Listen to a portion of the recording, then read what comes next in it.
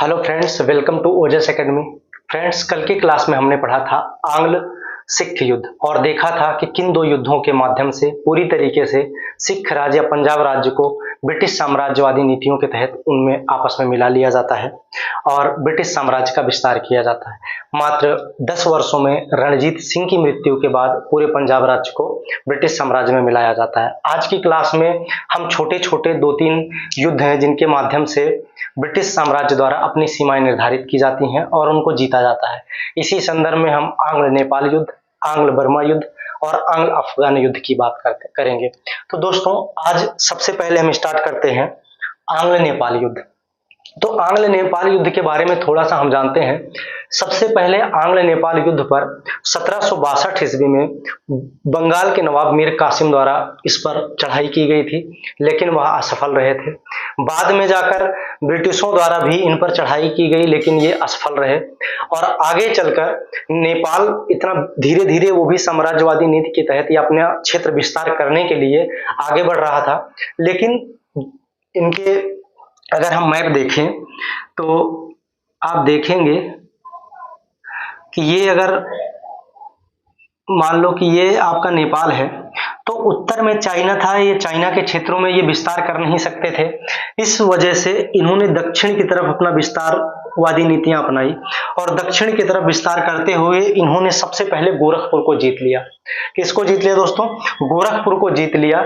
जब इन्होंने गोरखपुर को जीता तो जो ब्रिटिश भारत था और नेपाल की जो सीमाएं थी वो अब निर्धारित नहीं रह गई। तो इस युद्ध ने इनको क्या किया, जब इन्होंने गोरखपुर पर अधिकार कर लिया तो गोरखपुर अधिकार करने की वजह से अब ब्रिटिश की सीमाएं और नेपाल की सीमाएं आपस में मिलने लगी। तो मिलने लगी तब ये निर्धारित नहीं हो पाया कि कहां तक नेपाल की सीमा है और कहां तक ब्रिटिश भारत की सीमा है। इसी ने प्रथम आंग्ल नेपाल युद्ध को जन्म दिया, जो एक युद्धों के माध्यम से ही धीरे धीरे करके उन्होंने संधियां की। अब हम देखते हैं कि जब इन्होंने अधिकार किया तो हम आ जाते हैं किस टाइम ये हुआ था दोस्तों। आपको जैसे दिख रहा होगा यहाँ पे, लॉर्ड हेस्टिंग के काल में जब इन्होंने गोरखपुर में अधिकार किया तो हेस्टिंग ने इसका विरोध किया और अपनी सीमाएं निर्धारित करने के लिए आंग्ल नेपाल युद्ध होता है। इस युद्ध में मार्च 1816, ये डेट आप याद रखिएगा, मार्च 1816 में गोरखाओं से बातचीत हुई। तो लेकिन पहली बार जब बातचीत हुई थी 1816 में, इसके पहले भी एक बार बातचीत हुई थी, लेकिन गोरखाओं ने इसको नहीं माना और दोबारा इन्होंने युद्ध किया था। जब पूरी तरीके से फिर गोरखाओं द्वारा हारा गया तब इन्होंने सुगौली की संधि की और सुगौली संधि के माध्यम से जो नेपाल का क्षेत्र था, गढ़वाल, कुमायूं, इन दोनों के किले और तराई का जो अधिकांश भाग था अब वो अंग्रेजों को मिल गया। और तीसरी चीज इस संधि में क्या थी, नेपाल ने सिक्किम से सभी अधिकार वापस ले लिए थे और इनकी जो राजधानी काठमांडू में एक अंग्रेज रेजिडेंट तैनात किया गया। और बाद में अपनी राजधानी जो काठमांडू थी, जब ब्रिटिश ने इसको जीता तो इन्होंने इस पर एक रेजिडेंट रखा और रेजिडेंट के माध्यम से वहां अपना कंट्रोल स्थापित किया और पूरी तरीके से ये विजय नहीं कर पाए थे। बस एक ब्रिटिश रेजिडेंट रखे हुए थे और नेपाल को अप्रत्यक्ष रूप से अपने अधिकार में लिया था और एक रेजिडेंट के माध्यम से हर दरबार की हर चीजें, वो जानकारी उनको मिलती थी। तो ये छोटा सा टॉपिक था आंग्ल नेपाल युद्ध, जिसको हमें जानना था। और इसमें 1-2 डेटे जो मैंने आपको बताया वो इंपॉर्टेंट थी। एक, सबसे पहले आपसे ये पूछ सकता है कि सुगौली की संधि किस किस के बीच हुई, या इसको संगोली की संधि बोलते हैं। तो इस चीज को आप याद रखना, सुगौली की संधि या संगोली की संधि आंग्ल और नेपाल के समय हुआ था, आंग्ल नेपाल के बीच हुआ था। जब आंग्ल नेपाल युद्ध हुआ, दूसरा क्वेश्चन बन सकता है आंग्ल नेपाल युद्ध के समय गवर्नर जनरल कौन था, तो लॉर्ड हेस्टिंग था। अगर इसके और अंदर जाकर पूछ सकता है सुगौली संधि के प्रावधान क्या थे, तो ये आपको याद रखना है, गढ़वाल, कुमायूं के किले तथा तराई का अधिकांश भाग अंग्रेजों को प्राप्त हुआ और आगे नेपाल ने सिक्किम से अपने सभी अधिकार वापस ले लिए। जो पहले लड़ाई के पहले वो कहता था सिक्किम पर भी हमारा अधिकार है, जब हारे हो तो सिक्किम से सभी अधिकार वापस ले लिए और एक ब्रिटिश रेजिडेंट रखना अपनी राजधानी में स्वीकार किया। बस इतनी चीजें हमें आंग्ल नेपाल युद्ध के बारे में जानना जरूरी था। अब आते हैं हम दूसरे नंबर पर आंग्ल बर्मा युद्ध। अब आंग्ल बर्मा युद्ध क्यों हुआ, तो तो बर्मा भी अपने क्षेत्र का विस्तार कर रहा था और कई बार ऐसा देखा गया कि वो ब्रिटिश भारत जो था उसमें भी आकर उन्होंने हमला किया और अव्यवस्था फैलाई। इससे धीरे धीरे अंग्रेज और बर्मा सरकार के बीच चीजें तनातनी बढ़ी और आगे चलकर यही पृष्ठभूमि इनको जन्म दी, यानी युद्धों को जन्म दी। अगर ये चीजें नहीं होती, अगर ये ब्रिटिश भारत पर अपना अधिकार नहीं जमाते, उत्पात नहीं मचाते, तो ब्रिटिश शायद हमला नहीं करते या उस तरीके से युद्ध नहीं होता। लेकिन बार बार जैसे असम को जीत लिया इन्होंने, कछार को जीत लिया, ऐसे ऐसे करके क्षेत्र को जीत रहे थे, तो ब्रिटिश जो साम्राज्य का विस्तार था वो बढ़ नहीं पा रहा था आगे, और इनके ही क्षेत्र में आके दूसरे लोग विस्तार कर रहे हैं। तो इस वजह से लॉर्ड एमहर्स्ट ने, देखो यहां लिखा भी है, लॉर्ड एमहर्स्ट ने मणिपुर व असम में प्रवेश को लेकर युद्ध किया, यानी बर्मा सरकार द्वारा मणिपुर और असम में प्रवेश कर रहे थे, यानी जबरदस्ती यहां उत्पात मचा रहे थे, जिसका लॉर्ड एमहर्स्ट जो उस टाइम गवर्नर जनरल था, इसने इसका विरोध किया और इनके ना मानने से 1824 में प्रथम आंग्ल बर्मा युद्ध हुआ। जब आंग्ल बर्मा युद्ध हुआ उसके बाद बर्मा सरकार इसको हारती है और यांडबू की संधि करती है। तो बहुत इंपॉर्टेंट क्वेश्चन होगा आपका कि यांडबू की संधि कब हुई। पहला 1826 में, ये डेट आपको याद रखनी है। दूसरा, आंग्ल बर्मा युद्ध की शुरुआत कब हुई, आपको याद रखना है कि 1824 में। तीसरा क्वेश्चन आपसे यहां पूछा जा सकता है कि आंग्ल बर्मा युद्ध के समय भारत का गवर्नर जनरल कौन था, तो लॉर्ड एमहर्स्ट था। किन परिस्थितियों में युद्ध हुआ, तो मणिपुर व असम में प्रवेश को लेकर प्रथम आंग्ल बर्मा युद्ध हुआ। ठीक है दोस्तों, ये प्रथम आंग्ल बर्मा युद्ध के बारे में ये 4-5 पॉइंट आपको याद रखनी है। दूसरा कहा जाए तो दूसरा युद्ध इनके बीच 1852 में छिड़ा। कब, जब डलहौजी द्वारा इमारती लकड़ियों व बर्मा के जंगलों पर आधिपत्य की इच्छा से युद्ध किया गया। यानी तो डलहौजी अब ये सोच के आया था, जो 1848 से 1856 के बीच भारत का गवर्नर जनरल रहता है, वो ये सोच कर आया था हमें बर्मा पर अधिकार करना है। और बर्मा पर अधिकार करने के एवज में इन्होंने क्या चीजें ढूंढी, इमारती लकड़ियों और बर्मा के जंगलों पर, यानी वहां लकड़ियां बहुत मजबूत लकड़ियां थी, उनका आर्थिक स्थिति मजबूत थी, तो उन लकड़ियों को बेचकर अपनी आर्थिक स्थिति मजबूत करने के चक्कर में डलहौजी द्वारा सोचा गया कि इन पूरे जंगलों पर कब्जा कर लिया जाए। जब कब्जा करने की बात आई, आप दूसरे के क्षेत्र पर कब्जा करेंगे तो वो चीजें कहां हो पाएगी। इस वजह से द्वितीय आंग्ल बर्मा युद्ध भी हुआ। और द्वितीय आंग्ल बर्मा युद्ध के समय क्या हुआ दोस्तों, लोअर बर्मा यानी पेगू के क्षेत्रों पर अधिकार कर लिया गया। आपसे ये पूछा जा सकता है कि लोअर बर्मा या पेगू आपसे जो भी दे दे, किस युद्ध में अंग्रेजों द्वारा अपने आधिपत्य में मिला लिया गया, तो याद रखना 1852 में डलहौजी के कार्यकाल में इसे मिलाया गया। आगे क्वेश्चन आपसे पूछ सकता है कि तृतीय आंग्ल बर्मा युद्ध कब हुआ, तो 1885 में हुआ। किसके कार्यकाल में हुआ, डफरिन। आपको याद होना चाहिए, आप लिंक करके पढ़ा करिए। जैसे आपको 1885 आया, वैसे भारतीय इतिहास में एक बहुत इंपॉर्टेंट घटना थी, 1885 में ही कांग्रेस की स्थापना हुई थी। उस समय अगर आपसे गवर्नर जनरल पूछे तो गवर्नर जनरल कौन था, डफरिन ही था। ठीक है, तो 1885 में डफरिन के समय आंग्ल बर्मा का तीसरा युद्ध हुआ और बर्मा को भारत में विलय कर लिया गया। तो किन 3 युद्धों के माध्यम से, पहला युद्ध 1824 में हुआ, दूसरा युद्ध 1852 में हुआ और तीसरा युद्ध 1885 में हुआ। अब आपके दिमाग में यहाँ एक सवाल आना चाहिए कि जब कोई युद्ध होता है तो उसके बाद संधियां होती हैं, संधि के माध्यम से ही युद्ध की समाप्ति होती है।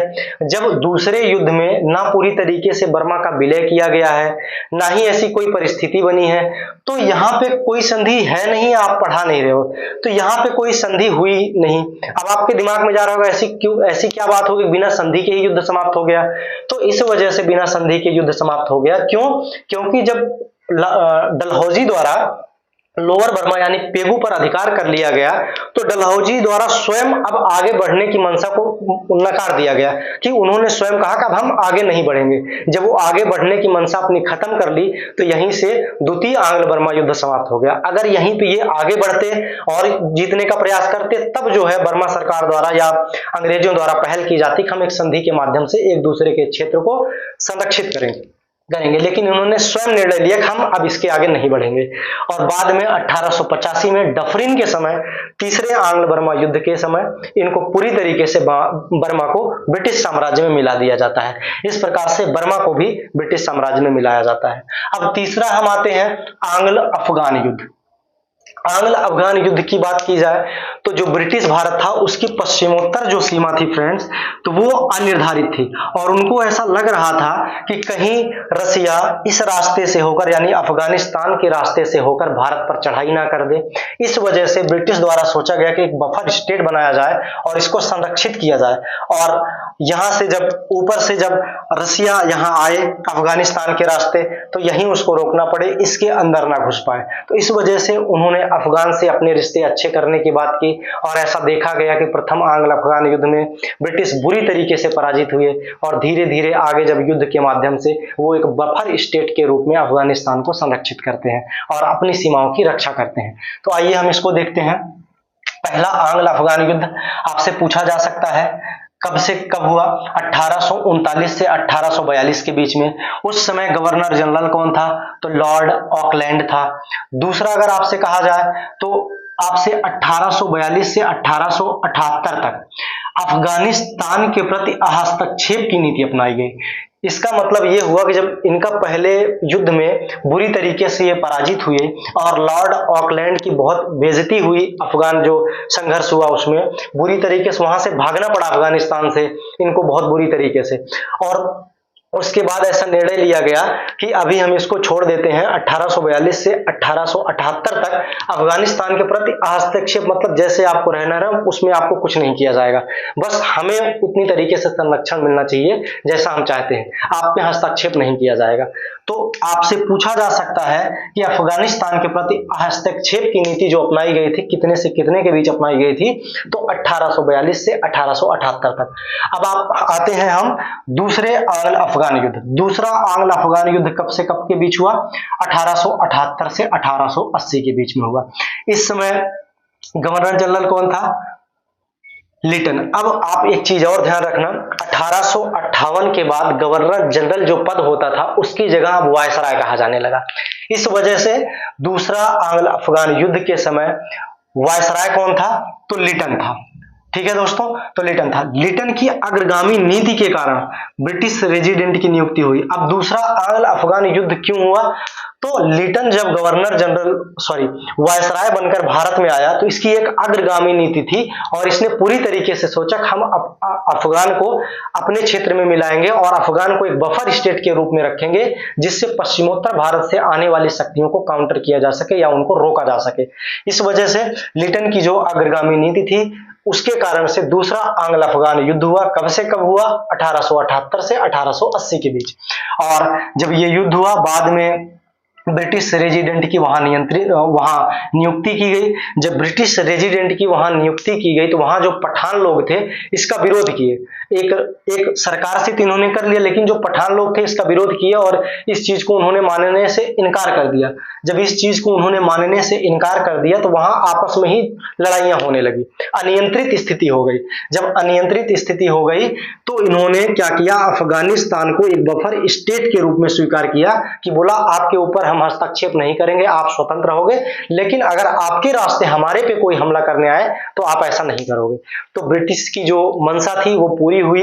अफगानिस्तान के संदर्भ में उन्होंने एक बफर स्टेट के रूप में अफगानिस्तान को सोचा था रखने के लिए और वो चीजें उन्होंने पूरा किया। तो बफर स्टेट के रूप में रखते हैं। ठीक है दोस्तों, अब तीसरा आंग्ल अफगान युद्ध कहा जाए तो बाद में 1885 के बाद में होता है, लेकिन नॉर्मल वो युद्ध नहीं होता, इसी तरीके से कि फिर वो किया जाए। अब बफर स्टेट के रूप में रहा। कुछ यहाँ थर्ड जो आंग्ल अफगान युद्ध था, तीसरे में क्या हुआ था? थोड़ी सी ऐसे आपस में युद्ध हुआ था ब्रिटिश और अफगानों के बीच, लेकिन पूरी तरीके से वो स्थिति कंट्रोल में आ गई और अंततः ब्रिटिश द्वारा अफगान को एक बफर स्टेट के रूप में पूरी तरीके से रखा गया और अंत तक इसका साथ देते रहे। तो आज ये तीनों क्लासें जो थी, तीनों युद्ध जो थे ये थोड़े थोड़े टाइम के लिए हुए थे और यहाँ से वन लाइनर क्वेश्चन आपके प्री में आ सकता है, इसलिए हम इन तीनों को एक ही क्लास में ले लिए और जितने पॉइंट हमने बनाया है ये सारे के सारे एग्जाम में आने वाले पॉइंट है। यहाँ आप ये मत सोचिएगा कोई पॉइंट हम छोड़ के जाने, सब के सब मैंने वो फैक्ट सारे शामिल किए हैं जो आंग्ल नेपाल युद्ध के संदर्भ में इंपॉर्टेंट है, आंग्ल बर्मा युद्ध के बारे में इंपॉर्टेंट है और आंग्ल अफगान युद्ध के बारे में इंपॉर्टेंट है।